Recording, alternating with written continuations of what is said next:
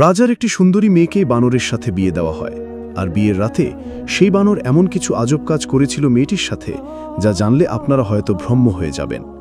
কিন্তু প্রশ্ন হচ্ছে, রাজা কেন তার আদরের কন্যাকে বানরের সাথে বিয়ে দিলেন? কারণ জানলে আপনার চোখ কপালে উঠবে, আর হয়তো কাঁদতেও বাধ্য হবেন। আজকের এই কাহিনী সকলের জন্য খুবই গুরুত্বপূর্ণ এবং শিক্ষণীয়, তাই অনুরোধ থাকবে এই গল্পটি মনোযোগ সহকারে একদম শেষ পর্যন্ত শুনবেন। তো চলুন শুরু করা যাক। বহু বছর আগে আরবের এক মরু শহরে একজন রাজা শাসন করতেন। তার শাসনামলে প্রজারা ছিল শান্তিপূর্ণ, সুখে সচ্ছলতায় দিন কাটাত। কিন্তু রাজপ্রাসাদের ভেতরে রাজা নিজে ছিলেন ভীষণ অস্থিরতায় ভোগা মানুষ। তিনি দিনের পর দিন আহার পরিহার করতেন, রাজ্য পরিচালনায় মন বসত না, সর্বদা চিন্তায় ডুবে থাকতেন, আর সেই দুশ্চিন্তাই তাকে নিঃশেষ করে দিচ্ছিল। একদিন প্রধান এবং বিশ্বস্ত মন্ত্রী এসে বিনীতভাবে প্রশ্ন করলেন, হে বাদশাহ সালামাত, রাজ্যের তো কোনো সংকট নেই, প্রজারা সুখেই আছে, তবে আপনি এত বিষণ্ণ কেন? খাওয়া দাওয়াও তো ছেড়ে দিয়েছেন। আপনার অন্তরে আসলে কোন দুঃখ এমনভাবে গেঁথে বসেছে? রাজা গভীর নিঃশ্বাস ফেলে ধীরে বললেন, ওহে মন্ত্রী, তুমি তো জানো আমার জীবনের সবচেয়ে বড় অভিশাপ, আমি নিঃসন্তান। এত রাজ্য, এত ধনসম্পদ, এসব দিয়ে কি করব আমি, যখন উত্তরাধিকার দেওয়ার মতো কেউ নেই? 7টি বিয়ে করেছি, 7 জন রানী, কিন্তু কারো কোলে আজও সন্তান আসেনি। মন্ত্রী কিছুক্ষণ চুপ করে থেকে শান্ত কণ্ঠে বললেন, বাদশাহ, আপনার দুঃখ আমি বুঝি, তবে দুশ্চিন্তা করবেন না। আমি একজন বুড়ো দরবেশকে চিনি, তিনি অলৌকিক আল্লাহর বান্দা। জঙ্গলের মধ্যে এক কুঁড়ে ঘরে থাকেন। বিপদগ্রস্ত মানুষের জন্য তিনি দোয়া করেন, আর আল্লাহ তার দোয়া কবুলও করেন। চাইলে আজই আমরা তার কাছে যেতে পারি। রাজা তখন তৎক্ষণাৎ বলে উঠলেন, তাহলে আর দেরি কেন, চলো এই মুহূর্তে রওনা হই। তারপর দুজন ঘোড়ায় চড়ে মরুভূমি পেরিয়ে জঙ্গলের পথে যাত্রা করলেন। বহুদূরে এক গভীর বনের মাঝে তার একটি পুরনো কুঁড়ে ঘরও দেখতে পেলেন। মন্ত্রী ইঙ্গিত করে বললেন, এই হচ্ছে দরবেশের ঘর। তারা ভেতরে ঢুকে দেখলেন দরবেশ সাহেব নামাজে মগ্ন। রাজা চুপচাপ তার সামনে বসে পড়লেন। কিছুক্ষণ পর ইবাদত শেষ হলে চোখ তুলে তাকিয়ে শান্তভাবে বললেন, বলো হে বাদশাহ, কি নিয়ে তুমি এত ব্যথিত? রাজা বিনয়ী ও কাতর স্বরে বললেন, হুজুর, আমি নিঃসন্তান। 7টি বিয়ে করেছি, কিন্তু কারো গর্ভে সন্তান আসেনি। আমার এত রাজ্য, অথচ বংশ নেই, উত্তরাধিকার নেই। এই কষ্টই আমাকে কুরে কুরে খাচ্ছে। দরবেশ মুচকি হেসে বললেন, সন্তান দেওয়া না দেওয়া তো আল্লাহর হাতে, তবে তুমি হতাশ হইও না, আমি তোমার জন্য দোয়া করব। কিন্তু তোমাকে একটি কাজ করতে হবে। এই জঙ্গলের ঠিক পূর্ব দিকে একটি বড় আম গাছ আছে, সেখান থেকে 7টি কাঁচা আম নিয়ে এসে তোমার 7 জন রানীকে দেবে। তবে খুব সাবধান, যখন আম সংগ্রহ করে ফিরবে তখন পেছন থেকে অনেক আওয়াজ আসবে। অনেকে দেখে বলবে, এই বাচ্চা, তুই কোথায় নিয়ে যাচ্ছিস সেই আম? কিন্তু তুমি একটিবারও পিছনে তাকাবে না, একটিও উত্তর দেবে না, শুধু সোজা চলে আসবে। রাজা কথা মতো সেই আম গাছের কাছে গেলেন।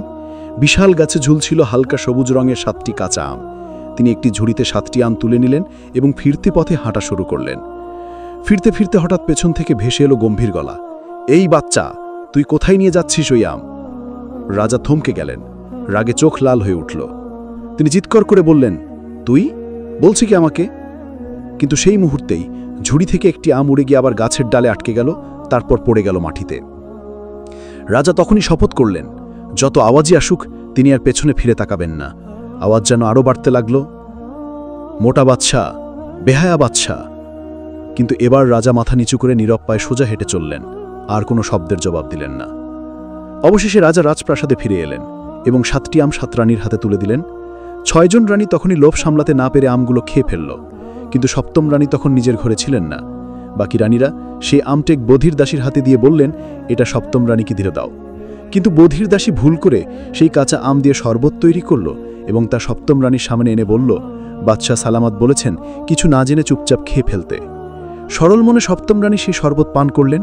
কিছুক্ষণের মধ্যে তার পেটে অস্বস্তি শুরু হলো, শরীরে ব্যথা, অদ্ভুত কষ্ট দিন দিন বাড়তে লাগল, আর কিছুদিনের মধ্যেই তিনি বুঝতে পারলেন তিনি গর্ভবতী। ঠিক একই সময় বাদশার 6 জন রানীও গর্ভবতী হলেন। রাজপ্রাসাদে তখন শুরু হলো এক অদ্ভুত আলোড়ন। সময় কেটে গেল, আর একদিন ঘটল বিশাল ঘটনা।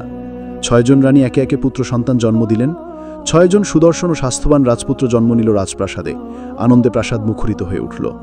কিন্তু 7ম রানী সন্তানের জন্মের সময় হঠাৎ সবাই স্তব্ধ হয়ে গেল, কারণ দেখা গেল তার সন্তান দেখতে একেবারেই মানুষ নয়, বরং বানরের মতো।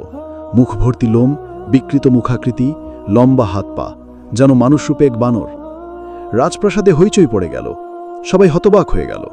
বাদশাহ খবর পেয়ে আগে গর্জে উঠলেন, এটা কোন রাজপুত্র নয়, এটার অভিশপ্ত সন্তান।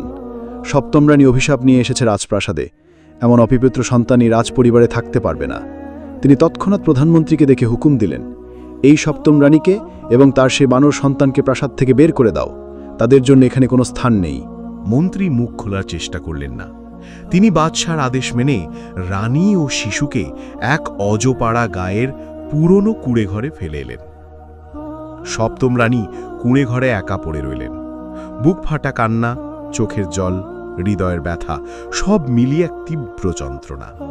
তিনি আল্লাহর দরবারে হাত তুলে মিনতি করলেন, হে আল্লাহ, এ কেমন পরীক্ষা তুমি আমাকে দিলে?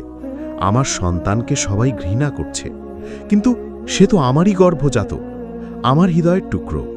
সে বানর হোক বা কিছুই হোক, সে আমার সন্তান। আমি কিভাবে তাকে পরিত্যাগ করি? এইভাবে কেটে গেল বহু বছর। এদিকে রাজপ্রাসাদে 6 রাজপুত্র বড় হতে থাকল। তাদের নিয়ে উৎসব লেগেই থাকত। তারা ঘোড়ায় চড়তে শিখল, তরবারি চালাতে শিখল, পড়াশোনাও করল। বাদশাহ তাদের নিয়ে ভীষণ গর্বিত ছিলেন। অন্যদিকে সেই পুরনো কুঁড়ে ঘরে বড় হতে থাকল সেই অস্বাভাবিক চেহারার শিশুটি। সবাই তাকে বানর বলে ডেকে হেয় করত। কিন্তু আশ্চর্য ব্যাপার হলো, ছেলেটি ছোটবেলা থেকেই মানুষের উপকারে নিজেকে নিয়োজিত করেছিল। কারো কাজে সাহায্য করত, কুয়া থেকে পানি তুলত, শিশুদের বই পৌঁছে দিত। একদিন সে দেখল তার 6 ভাই একসাথে বই হাতে স্কুলে যাচ্ছে। তাদের দেখে তার চোখ ঝলমল করে উঠল। সে দৌড়ে মায়ের কাছে এসে বলল, মা, আমারও পড়তে ইচ্ছা করে, আমি স্কুলে যেতে চাই। মায়ের চোখে জল চলে এলো। তিনি কষ্টভরা কণ্ঠে বললেন, তুই তো মানুষ না রে বাবা, তুই স্কুলে গেলে সবাই তোকে নিয়ে হাসাহাসি করবে, তোকে ঢুকতেই দেবে না। ছেলেটি উত্তর দিল, তাতে কি হলো মা, যদি স্কুলে নাই যাই অন্তত বই তো পড়তে পারি। তুমি আমাকে বই এনে দাও, আমি ঘরেই পড়ব, তুমি আমাকে পড়িয়ে দিও। মায়ের মন গলে গেল। তিনি পুরনো শহরের হাট থেকে কিছু বই কিনে আনলেন এবং নিজেই ছেলেকে পড়াতে শুরু করলেন। এদিকে 6 রাজপুত্র স্কুল থেকে ফেরার পথে দেখতে পেল এক কুঁড়ে ঘরের সামনে সেই বানর ছেলে বই পড়ছে। তারা বিস্মিত হয়ে রাজপ্রাসাদে ফিরে গিয়ে বলল, আব্বাজান, এক বানর আপনার মতো রাজপুত্রদের সমান হতে চাইছে। সে বই পড়ে আমাদের মতো রাজকুমার হতে চাইছে। বাদশাহ আবার ক্রুদ্ধ হয়ে উঠলেন। তিনি মন্ত্রীকে আদেশ দিলেন, এই অপমান আর সহ্য হবে না, ওই বানরটিকে ধরে নিয়ে এসো, আর যদি সে না আসে তবে গুলি করে মেরে ফেলো। মন্ত্রী বাহিনী নিয়ে বেরোলেন। তারা যখন তাকে ধরতে এলো, ছেলেটি শান্ত স্বরে বলল, আমাকে কেন বেঁধে নিয়ে যাচ্ছেন? আমি তো কোনো অপরাধ করিনি, আমি নিজেই রাজপ্রাসাদে যাব। সবাই অবাক হয়ে গেল, এই বানর ছেলে এতটা জ্ঞানী ও সাহসী। সে রাজপ্রাসাদে পৌঁছালো। বাদশাহ তাকে দেখে ধমকে উঠলেন, তুই রাজকুমারদের মতো পড়ালেখা করিস, এত সাহস তোর? ছেলেটি শান্তভাবে উত্তর দিল, হে বাদশাহ, আপনি আমাকে চিনলেন না? আমি আপনারই রক্ত, আমি আপনার সেই সপ্তম রানীর সন্তান। যখন আপনি আমাদের তাড়িয়ে দিলেন তখন আমি এই রূপে জন্মেছিলাম, কিন্তু আমার বুকেও তো হৃদয় আছে, আমার মনেও তো স্বপ্ন আছে। আমার অপরাধ কি যে আমাকে আপনি অস্বীকার করলেন? বাদশাহ স্তব্ধ হয়ে গেলেন। তার চোখে জল চলে এলো। তিনি তৎক্ষণাৎ মন্ত্রীকে আদেশ দিলেন, আমার সপ্তম রানীকে রাজসম্মানে প্রাসাদে ফিরিয়ে আনা হোক, আর এই বানর সন্তান আজ থেকে আমার সপ্তম রাজপুত্র। রাজকীয় সম্মানে সপ্তম রানীকে ফিরিয়ে আনা হল। তিনি কান্নায় ভেঙে পড়লেন। বহু বছর পর তার স্বামী তাকে আবার গ্রহণ করলেন, আর সেই অস্বীকৃত সন্তান যাকে সবাই বানর বলতো আজ স্বীকৃতি পেল সপ্তম রাজপুত্র হিসাবে। তারপর বাদশাহ 6 জন বড় ছেলেকে ডেকে বললেন, তোমরা প্রত্যেকে একটি করে ঘোড়ায় চড়ে রাজ্যের বাইরে জঙ্গলে যাও, আর যার সঙ্গে হৃদয়ের মিলে সেই রাজকুমারীকে খুঁজে নিয়ে এসো, তাকেই বিয়ে করবে। 6 রাজপুত্র উচ্ছ্বাসে প্রস্তুতি নিতে লাগল। এদিকে সেই বানর পুত্র দৌড়ে গেল মায়ের কাছে, মা, আমারও খুব ইচ্ছা, আমি ভাইদের সঙ্গে যাই। মা ব্যথিত কণ্ঠে বললেন, তুই তো বানর রে বাবা, কে তোকে বিয়ে দেবে? এ পথ তো তোর নয়। ছেলেটি দৃঢ় কণ্ঠে বলল, বিয়ে করতেই তো চাই না মা, শুধু ভাইদের সঙ্গে একটু ঘুরতে চাই, তাদের পাশে থাকতে চাই। মা, দয়া করে বাবার কাছে কথা বলো। সপ্তম রানী বাদশার কাছে গিয়ে কাঁদতে কাঁদতে মিনতি করলেন, হে বাদশাহ, এই ছেলে তো আপনার রক্ত, তাকে অন্য ভাইদের মতোই একটু মুক্তি দিন, একটু সম্মান দিন। বিয়ে করুক না করুক, অন্তত ভাইদের সঙ্গে পথ চলার অনুমতি দিন। বাদশাহ দীর্ঘশ্বাস ফেলে রাজি হয়ে গেলেন। তিনি আদেশ দিলেন, এই রাজপুত্রের জন্য এক শক্তিশালী ঘোড়া আনা হোক। সব ভাই রওনা হলো, কিন্তু পথেই 6 রাজপুত্র মুখ টিপে হাসছিল। ভাগ্যেশ ওই বানরটা একসাথে রওনা হয়নি। কি অপমান হতো আমাদের! কিন্তু কিছু দূর যাওয়ার পর হঠাৎ তারা দেখে পিছন থেকে ঘোড়ায় চেপে সেই বানর পুত্র আসছে। সে বলল, ভাইরা, আমি এসেছি, আমাকে নিয়ে চলো না। 6 রাজপুত্র থমকে দাঁড়ালো, তাদের চোখে তীব্র ঘৃণা। তুই তুই আমাদের সাথে যাবি? দফা হা! এই মুহূর্তে বানরপুত্র আবার মিনতি করল, ভাইরা, আমি তো কিছু চাই না, শুধু তোমাদের পাশে থাকতে চাই। আমি তো তেমন কিছু করছিও না। এক রাজপুত্র রাগে কাঁপতে কাঁপতে বলল, থাক, তোর ব্যবস্থায় খনি করি। তারা সবাই মিলে তাকে একটি গাছের সঙ্গে বেঁধে ফেলল। তারপর নিজেদের ঘোড়ায় উঠে বনভূমির দিকে রওনা হয়ে গেল। বানরপুত্র চোখে জল নিয়ে বাঁধা অবস্থায় গাছের গোড়ায় বসে রইল। ঠিক তখনই সামনে দিয়ে কিছু ডাকাতের দল চলছিল। তারা দেখতে পেল এক বন্ধুর মতো দেখতে ছেলে গাছের সঙ্গে বাঁধা। ডাকাতের সর্দার বলল, কে এমন নৃশংসতা করল? একটি নিরীহ প্রাণীকে কেন এমন করে বেঁধে রাখা হলো? তারা দয়া করে গাছের বাঁধন খুলে দিল। মনোরপুত্র ধীরে ধীরে উঠে দাঁড়াল। সর্দার তার মাথায় হাত রেখে বলল, তুই আমাদের সাথেই চল। ডাকাতেরা এগিয়ে গেল, কিন্তু তাদের চোখে পড়ল এক গুহার সামনে 6 জন রাজপুত্র বন্দী অবস্থায় পড়ে আছে। আসলে পথেই সেই 6 রাজপুত্রের ওপর ডাকাতেরই অন্য এক দল আক্রমণ চালিয়েছিল। ডাকাত সর্দার বলল, এই রাজপুত্রদের বন্দী করে রাখা হয়েছে। আচ্ছা, এই বানর যে এত বুদ্ধিমান, সে তো আমাদের সাহায্য করতে পারবে। রাত গভীর হলে ডাকাতেরা ঘুমিয়ে পড়ল, আর তখনই সেই বানরপুত্র চুপি সারে এগিয়ে গিয়ে 6 ভাইয়ের হাত পা খুলে দিল। সে বলল, ভাইরা, এখন কথা বলো না, চুপচাপ পালিয়ে চলো। এক ভাই ফিসফিস করে বলল, ওকে গুহায় ফেলে দিই। অন্যজন বলল, না, সে তো আমাদের মুক্ত করেছে, চল ওকেও সঙ্গে নি। 7 ভাই আবার একসাথে যাত্রা শুরু করল। কিছু দূর গিয়ে তারা এক বিশাল প্রাসাদের দেখা পেল। প্রাসাদের সামনে গিয়ে 6 রাজপুত্র আনন্দে বলল, চলো ভিতরে যাই, এটা কোনো রাজবাড়ি মনে হচ্ছে। তারা বলল, তুই আমাদের সাথে যাস না, তুই বাইরে থাক, গাছে ওঠ, তোর জায়গা এটা না। বানরপুত্র বিষণ্ণ মুখে প্রাসাদের বাইরের এক গাছতলায় গিয়ে বসে রইল। অন্যদিকে প্রাসাদের ভিতরে তখন এক বৃদ্ধ বাদশাহ বসেছিলেন। তার 7টি কন্যা ছিল, কিন্তু শেষ কন্যার জন্মের সময় রানীর মৃত্যু হয়েছিল। সেই কন্যাকে অশুভ বলে বাদশাহ ছোটবেলাতেই এক কুঁড়ে ঘরে এক বৃদ্ধ দাসীর কাছে পাঠিয়ে দিয়েছিলেন। তার নাম ছিল সুন্দরী। প্রাসাদের শেষ সন্তান সুন্দরী বড় হয়ে উঠেছিল এক কুঁড়ে ঘরে, নিজের জন্মদাত্রী মাকে না জেনে বৃদ্ধ দাসীকেই মা হিসেবে ভালোবেসে। ছোটবেলা থেকেই সে রান্নাবান্না, ঝাড়ু দেওয়া, পানি আনা সব করত। একদিন দাসীমা বললেন, বেটা, একটু বিশ্রাম কর, তোকে খুব ক্লান্ত দেখাচ্ছে। সুন্দরী উত্তর দিল, মা, যদি আমি কাজ না করি তবে আর কে করবে? আমি এখন নদী থেকে পানি এনে তারপর বিশ্রাম করব। পানির হাঁড়ে হাতে নিয়ে সেই নদীর পথে রওনা হলো। যেতে যেতে মনে মনে বলল, মা, আমি কি সত্যি আমার মাকে খেয়ে ফেলেছিলাম? তাই কি আমাকে অশুভ বলে এই কুঁড়ে ঘরে ফেলে রাখা হয়েছে? নদীতে গিয়ে সে পানি তুলছিল, তখন পাশের একটি গাছ থেকে বানরপুত্র তার দিকে তাকিয়েছিল। সে বিস্ময়ে ভরে গেল। আল্লাহ, এত সুন্দরী মেয়ে, তার মুখে দুঃখ আর চোখে জল। কে এই মেয়েটি? দেখতে তো একেবারে রাজকুমারী, অথচ পোশাকে যেন দাসী। বানরপুত্র তার পিছু পিছু চলল। কুঁড়ে ঘরে পৌঁছার পর সে বাইরে থেকে শুনতে পেল সুন্দরী কাঁদতে কাঁদতে দাসীমাকে বলছে, মা, আমার 6 বোনকে 6 জন রাজপুত্র এসে বিয়ে করবে, আর আমি তো শাস্তির মতো এই কুঁড়ে ঘরে বন্দী। কেন? কেবল আমি জন্মের সময় মায়ের মৃত্যু হয়েছিল বলে? আমিও তো রাজকন্যা। বানরপুত্র সেই কথাগুলো শুনে একদম স্তব্ধ হয়ে গেল। মনে মনে ভাবল, আমার মতোই তো, আমাকেও তো সবাই ত্যাগ করেছিল, ঘৃণা করেছিল। আমাদের কষ্টটা যেন এক। এরপর যখন সুন্দরী আবার নদীতে পানি আনতে যাচ্ছিল, তখন আবার তার পিছু নিল বানরপুত্র।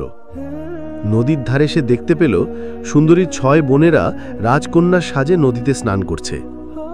তারা সুন্দরীকে দেখে হেসে কটাক্ষ করল, আরে দেখো তো, আমাদের ছোট বোন এসেছেও বা কেন? কে জানে, তার জন্য তো কোনো রাজপুত্র আসে না, হয়তো কোনো বানর তাকে বিয়ে করবে। সুন্দরী কাঁদতে কাঁদতে উত্তর দিল, হ্যাঁ, আমি বিয়ে করব না, আমার কপালে বিয়ে নেই, আমি আমার মায়ের সঙ্গেই থাকব। এই কথার মাঝেই সুন্দরী হঠাৎ পেছনে ফিরে ঘুরতে গিয়ে বানর পুত্রের সঙ্গে ধাক্কা খেল। তার হাঁড়ির পানি পড়ে গেল আর হাঁড়িটাও ভেঙে গেল। সব বোনেরা তাতে হাসতে লাগলো। ওহ, এটা তো হলো বিয়ে, দেখো দেখো, সুন্দরীর বিয়ে হয়েছে এক বানরের সঙ্গে। সুন্দরী কান্না চেপে ঘরে ফিরে এসে মাকে সব বলল। মাকে বলল, মা, আমি তো বিয়েই করিনি, হাঁড়ি ভেঙেছে আর ওরা সেটা নিয়ে বানরের সঙ্গে আমার বিয়ে বলে প্রচার করছে। ঠিক তখনই সেই বানর পুত্র কুড়ে ঘরে এসে ঢুকল এবং বলে উঠল, ওরা মিথ্যে বলছে মা, আমিও ত্যায্য, আমিও রাজপুত্র, আমারও কোনো সম্মান ছিল না। আজ যেহেতু সবাই বিশ্বাস করে ফেলেছে যে আমাদের বিয়ে হয়েছে, তাহলে আপনি বরং আমাদের আসলেই বিয়ে দিয়ে দিন। দাসীমা স্তম্ভিত, বানর কথা বলছে, তাকে মা বলছে। সে সুন্দরীর দিকে তাকিয়ে জিজ্ঞেস করলেন, বেটা, তুই কি রাজি এই বিয়েতে? সুন্দরী মুখ নিচু করে এক প্রকার সম্মতি জানালো। তাদের বিয়ে হয়ে গেল, নীরবে, গোপনে, এক কুড়ে ঘরে, বানর আর রাজকন্যার। বিয়ের পর বানরপুত্র মহলে গিয়ে তার 6 ভাইকে বলল, আরে তোমরা তো সকালে বিয়ে করবে, আমি কিন্তু এক্ষুনি রাজকন্যাকে বিয়ে করে ফেললাম। 6 ভাইরা আগে ফেটে পড়ল, এই অপমান, এই বানর আমাদের আগে রাজকন্যা বিয়ে করল, একে শাস্তি দিতে হবে। পরদিন সকালে বাদশাহ 6 রাজপুত্রের বিয়ে দিলেন নিজের 6 কন্যার সঙ্গে। আর তারপর রাজকুমার আর কুমারীরা রওনা হলো একদলে ময়ূরপঙ্খী নৌকায় নতুন জীবনের উদ্দেশ্যে। সুন্দরী আর বানরু ছোট একটা কাঠের ডিঙি নৌকায় রওনা হলো। মাঝ নদীতে 6 ভাই নিজের বউদের মুখ খুলে দেখে চমকে গেল। মেয়েরা মোটাসোটা, অপছন্দনীয়। আর তখনই তারা দূরে দেখে সুন্দরী নদীর ওপারে এক রূপসী রাজকন্যা, যার পাশে বসে আছে তাদের সেই বানর ভাই। নদীর মাঝ বরাবর 6 ভাইয়ের রাজকীয় নৌকা এগিয়ে চলছিল। তারা তাদের বউদের ঘোমটা খুলে দেখে চমকে উঠেছিল। মেয়েদের চেহারা ভীষণ বিশ্রী, মুখে মোটা মোটা ঠোঁট, অদ্ভুত গরম। ভাইরা নিজেদের মধ্যে গজগজ করতে লাগলো, বাহ, বাদশাহ তো আমাদের ধুম দিকে দিয়েছে, এমন রূপবতী কন্যার বদলে কি দিল? ঠিক তখনই তারা দূরে দেখতে পেল এক ছোট্ট কাঠের নৌকায় বানরপুত্র আর এক অপরূপ সুন্দরী কন্যা পাশাপাশি বসে আছে। নদীর হাওয়ায় তার চুল উঠছে, গালে আলো পড়ছে, সে যেন স্বয়ং চাঁদের প্রতিচ্ছবি। 6 ভাই অবাক হয়ে পড়ল, এ তো বাদশার আসল রূপবতী কন্যা, ওটা তো সুন্দরী, আর আমাদের সেই বানর ভাইটাকে বিয়ে করেছে। তাদের মনে তখন হিংসার আগুন জ্বলে উঠল। হঠাৎ এক ভাই ফিসফিস করে বলল, আচ্ছা, ওদের আমাদের নৌকায় ডেকে আনি না, তারপর যখন তারা গভীর ঘুমে তলিয়ে যাবে তখন বিছানা সহ নদীতে ছুঁড়ে ফেলে দেব। বাকিরা সঙ্গে সঙ্গে রাজি হয়ে মাথা নাড়ল। তারা তখন বানরপুত্রকে কাছে ডেকে নিয়ে বলল, ভাইরে, তুমি তো আমাদেরই রক্ত মাংসের অংশ, আমাদের প্রিয় ভাই, ভুল হয়ে গেছিল, ক্ষমা করো, এবার আমাদের সঙ্গে এসো, আমাদের দাম্পত্য যাত্রায় তুমিও অংশ নাও। সরল মনের বানরপুত্র কথাটা বিশ্বাস করল, কিন্তু সুন্দরী তখন বারবার সাবধান করে দিল, শোনো, তোমার ভাই হঠাৎ এতটা ভালো হয়ে উঠল কেন, ওদের বিশ্বাস করো না। বানরপুত্র মৃদু হেসে উত্তর দিল, না না, তারা তো ক্ষমা চেয়েছে, হয়তো সত্যি অনুতপ্ত হয়েছে। শেষমেশ তারা রাজকীয় নৌকায় উঠল।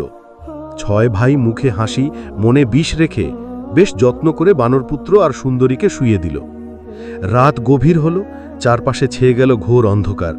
ঠিক তখনই 6 ভাই মিলে একসাথে বিছানা সহ বানরপুত্র আর সুন্দরীকে তুলে নদীতে ফেলে দিল। তাদের ফেলে দিয়ে 6 ভাই বুক ফুলিয়ে রাজপ্রাসাদে ফিরে এলো। বাদশাহ ও রানী ছেলেদের ফিরে আসতে দেখে আনন্দে উজ্জ্বল হলেন, কিন্তু বাদশাহ হঠাৎ থমকে গেলেন। আমার 7ম পুত্র কোথায়, সে এখনো ফিরল না কেন?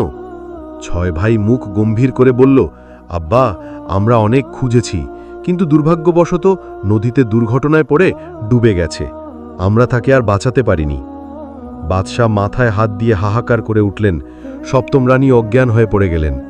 গোটা প্রাসাদে শোক নেমে এলো। ঠিক তখনই বাইরে থেকে ভেসে এলো এক কণ্ঠ, আম্মা, আমরা এসেছি, দেখো তো আমি আমার জন্য কি চাঁদের মতো বউ নিয়ে এসেছি। সবাই স্তব্ধ হয়ে দরজার দিকে ছুটল।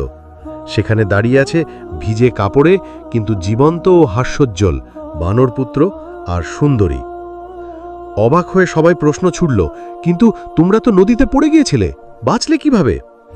বানরপুত্র মৃদু হাসি দিয়ে বলল, আসলে আমার স্ত্রী সুন্দরী বড় বুদ্ধিমতী। সে আগেই বুঝে গিয়েছিল আমার ভাইদের চক্রান্ত, তাই বিছানায় কুশন, কাপড় আর লাকড়ি দিয়ে ভাঁজ করে বিছানার মতো বানিয়েছিল। আমরা তখন একপাশে সরে বসেছিলাম। ভাইরা ভেবেছিল ওটাই আমাদের বিছানা, আর সেটাই নদীতে ফেলে দেয়। সবাই হতভম্ব হয়ে গেল। বাদশাহ তখন গর্জে উঠলেন, এই বিশ্বাসঘাতক 6 ভাই ও তাদের স্ত্রীদের এক্ষুনি রাজপ্রাসাদ থেকে বের করে দাও। তারা আর এই রাজপরিবারের সম্মানের যোগ্য নয়। 6 ভাই লজ্জায় মাথা নিচু করে প্রাসাদ ত্যাগ করল। বাদশাহ রাজকীয় আদেশ দিলেন, আমার 7ম পুত্র আর তার রাজকন্যার জন্য সুবর্ণ প্রাসাদ তৈরি হোক। রাত নেমে এলো। সেই নতুন প্রাসাদেই ঘুমোতে গেল বানরপুত্র আর সুন্দরী। হঠাৎ গভীর রাতে সুন্দরীর ঘুম ভেঙে গেল।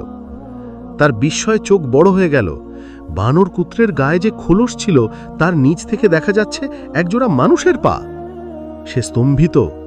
সকালে গিয়ে মার কাছে বলল, মা, কাল রাতে আমি দেখেছি ও আসলে মানুষ, বানরের চামড়ার আড়ালে মানুষ লুকিয়ে আছে।